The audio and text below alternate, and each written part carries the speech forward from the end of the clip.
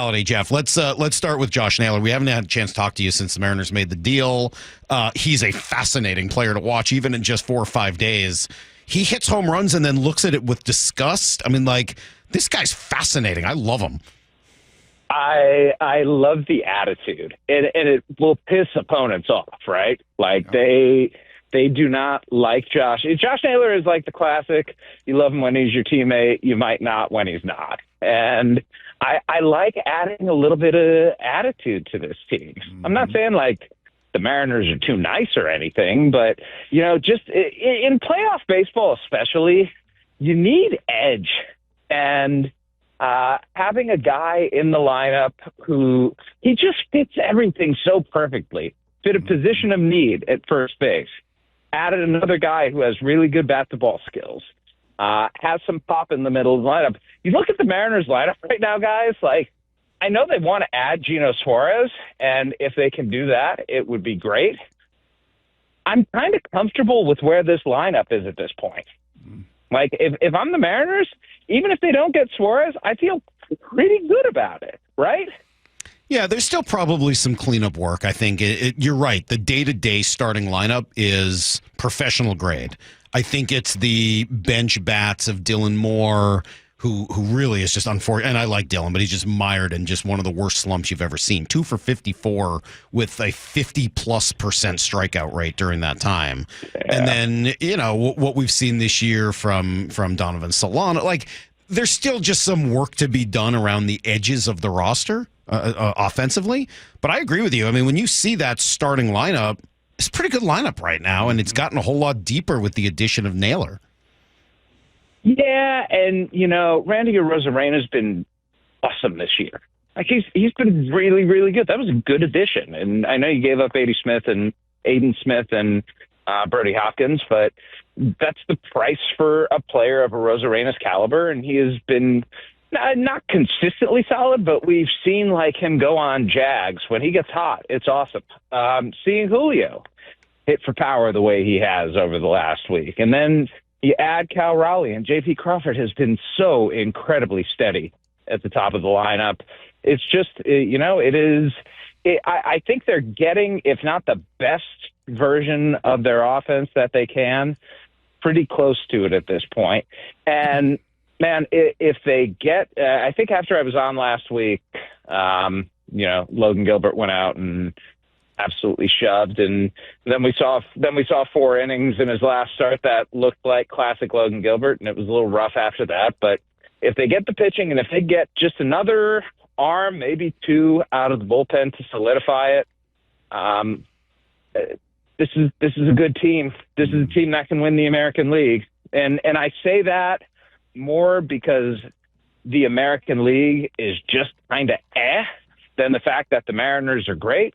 But, hey, you play the hand that you're dealt, and every team in the American League right now has been dealt a hand where nobody else is that much better than them that they have no excuse not to go for it at this point. So as we're circling the pond, what is the market doing 48 hours before the deadline? It is slow go at this point. I just got off the phone with the GM, and it's like, is anything going to happen? It's like, I don't know. I mean, I think so. You know, deadline spur action. We know that. And last year, the last 2 days were particularly busy. But I'm not sure that there are going to be any huge names that go. It's going to be really interesting to see where Suarez winds up. The acute need in Chicago isn't quite as much, with Matt Shaw hitting 4 home runs over his last 9 games and looking more potentially like an everyday solution. I haven't gotten the sense that Cincinnati is going to be in huge there. Detroit maybe, Philadelphia maybe, but I also don't think that the Mariners are going to give up one of their top prospects for a rental bat, regardless of how good Eugenio Suarez actually is. So it's going to be interesting to see from the Mariners' perspective, can they thread that needle with Suarez, or are they going to devote their attention more to trying to pick up guys around the margins? I don't think that they're going to be the high bidder necessarily on any of the top relief arms with multiple years of control. Like going out and getting Griffin Jacks would be awesome, or getting Joan Duran would be fantastic. But are they going to be willing to offer up 2 top 100 prospects for that guy? No, they're not. And so if that is the threshold and the standard, and Minnesota's sticking firm to that, then that's not going to happen. Why not? Why not? I'll speak for the Mariners fans, and I'm sure screaming right now. Well, why not? Why, if not now, when?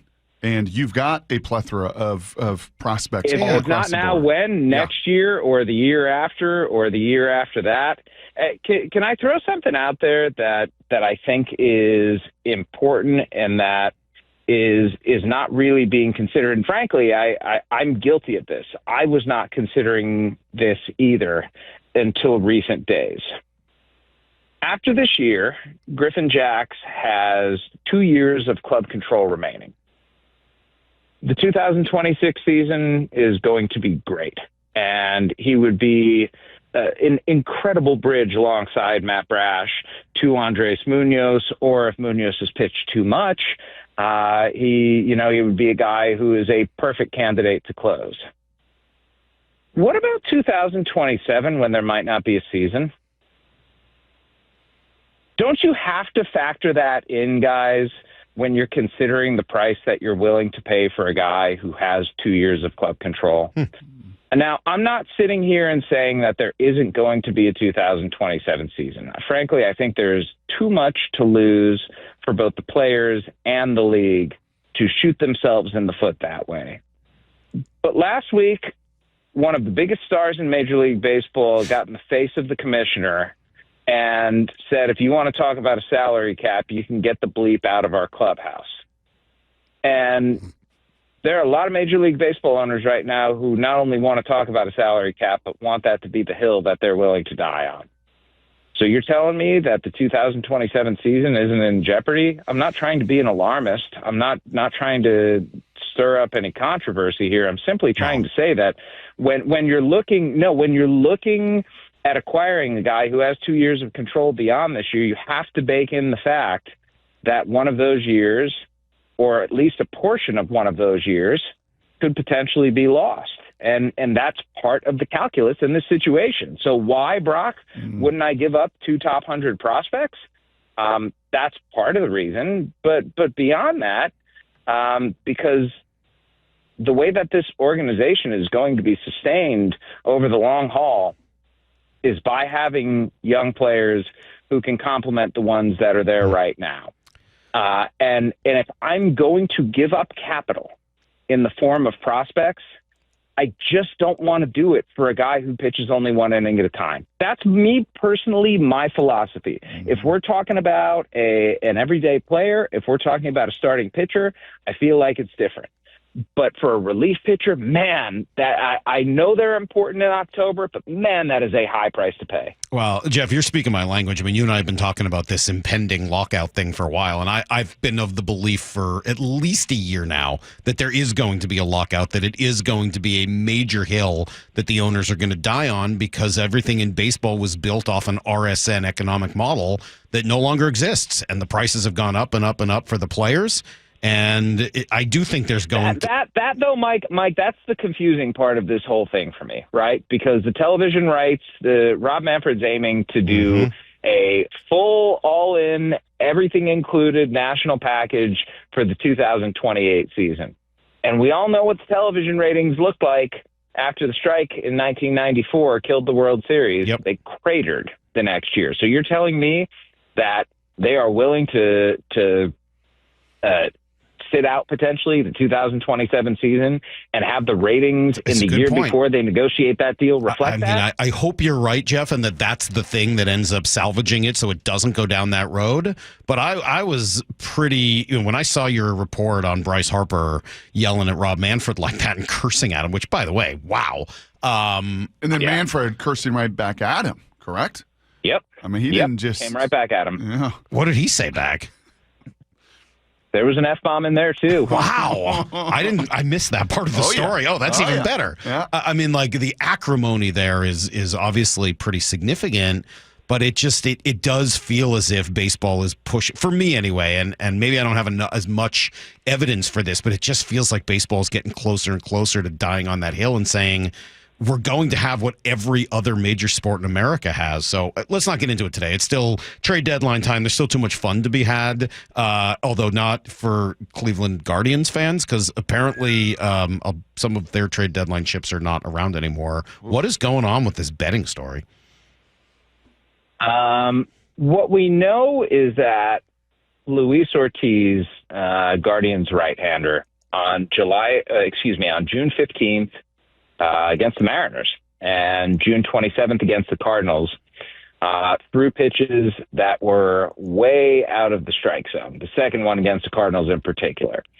And that unusual betting action had been placed on both of those pitches because nowadays in the gambling landscape, you can bet on individual pitches to be balls or strikes, which is kind of wild. And the Pandora's box, gentlemen, is open. I don't know how they're going to close it, whether it's regulation over these micro bets, but I say with a fair degree of certainty that these are not the only cases. They're just the cases that have been flagged. And it's terrifying to me because what is a game if not one that has some semblance of credibility among the fans that what they're watching is real?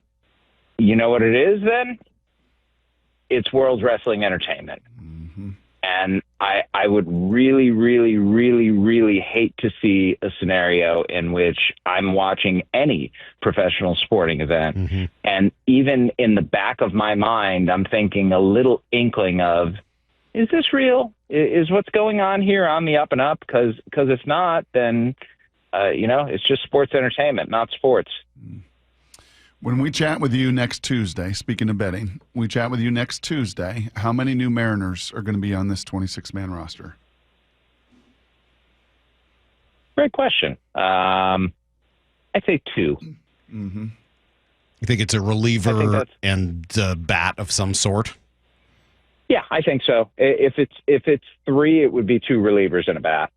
There's been a conversation here in town about potentially adding another starting pitching arm, and John Morosi's come on the station a few times and said that as well, and he's not alone. I mean, a bunch of people have said it. Logan Evans has done really nice work, but may hit a pitching limit at some point this year, and Emerson Hancock's been up and down. And Bryce Miller, we don't know what's going on there. Is there any? I think Bryce Miller's going to be all right, by the way. Well, that'd be good.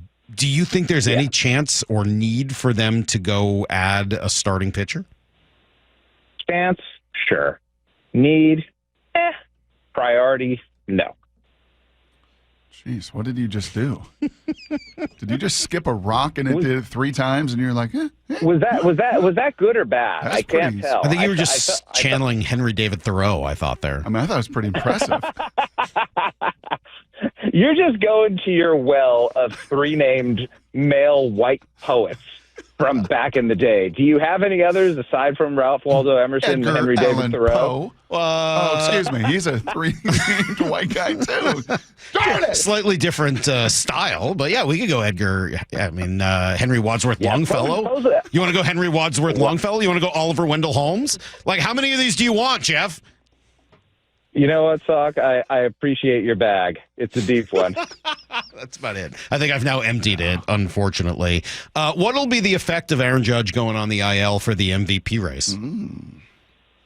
Potentially profound. I mean, Cal's the betting favorite now. And I think that may have been a little bit too much of the pendulum swinging in the other direction, but when we're looking at counting stats, they matter. I don't know that they matter quite as much as like a triple slash to voters anymore. I think that OPS and the lead that Judge has there is still going to be difficult to overcome. But if you have significantly more home runs for Cal Raleigh, if he's ahead in runs batted in, if he's ahead in total bases, and more than anything, just if he's played more, like to me, that would be the tiebreaker.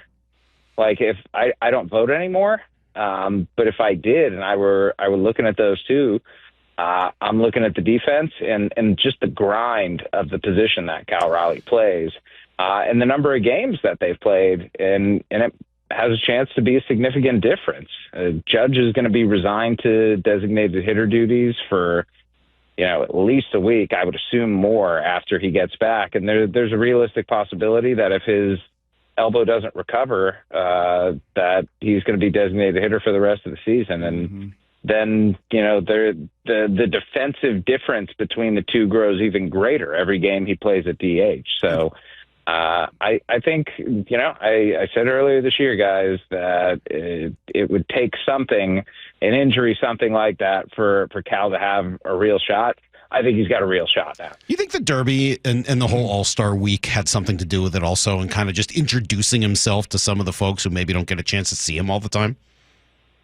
Yeah, it's really interesting to see Pat McAfee, for example, tweeting about Cal Raleigh now, or to see the number of times that the main ESPN account talks about the big dumper. Like the narrative stuff is working, and I give the Mariners a lot of credit. They have spent a lot of time and energy trying to build up Cal Raleigh the character to meet the level of Cal Raleigh the player, and I give credit to Cal too for embracing it.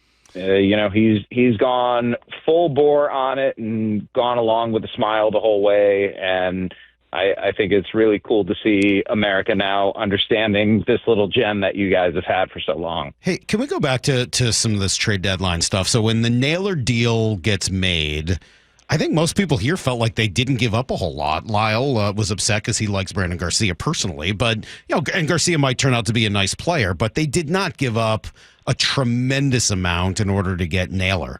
How much more? Ashkenazi has a chance to be good, guys. Okay, but I'd be willing to bet most people in Seattle never heard of him. Yes. Right. I don't want to discount that, but what I will acknowledge is that they didn't touch Emerson, Farmello, Sloan, Saincha, Laz, Arroyo, Ford, and Celestin. I mean, that's a lot. Yeah, I know, but what's a lot, and I think what's to really appreciate going forward is that the Mariners have put themselves in a position. Not all of those guys are going to succeed. That's just a reality of it. There is breakage along the way, whether it is in elbow ligaments, confidence, ability to catch up to velocity or to read spin. But if the Mariners get 3 or 4 good everyday players out of this group, if they're at a 40 to 50% hit rate on those guys, right, that's going to sustain them for half a decade going forward. So, and that Brock is why the only way you trade guys of that ilk is if you're going out and getting people who are going to continue to be contributors, not ones who can go and reach free agency this offseason. So then what if that's the market for Josh Naylor, who, by the way, might be in competition with Cal to see who has the biggest dumper on the team?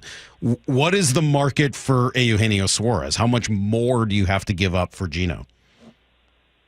It'll be more, but let me turn this on you guys. Would you give up any of those 8 to get Eugenio Suarez? So it's a great question, and I'm torn.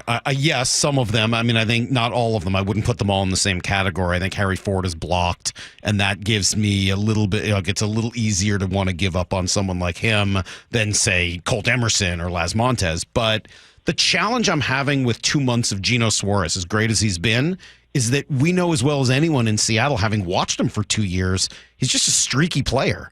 And in 2 months, if you get bad Gino as opposed to good Gino, you've essentially just thrown away a good prospect for a guy that will hurt you. Now, if you get good Gino, you're a World Series contender because you're just going to add 50-plus home runs to this lineup. So, I mean, it's a major, major risk. It is. And the question I think that the Mariners are asking themselves, is this a team, is this a year worth risking? Yep. And that's, it's easy for us to say yes, and it might be right. I don't discount for 1 second that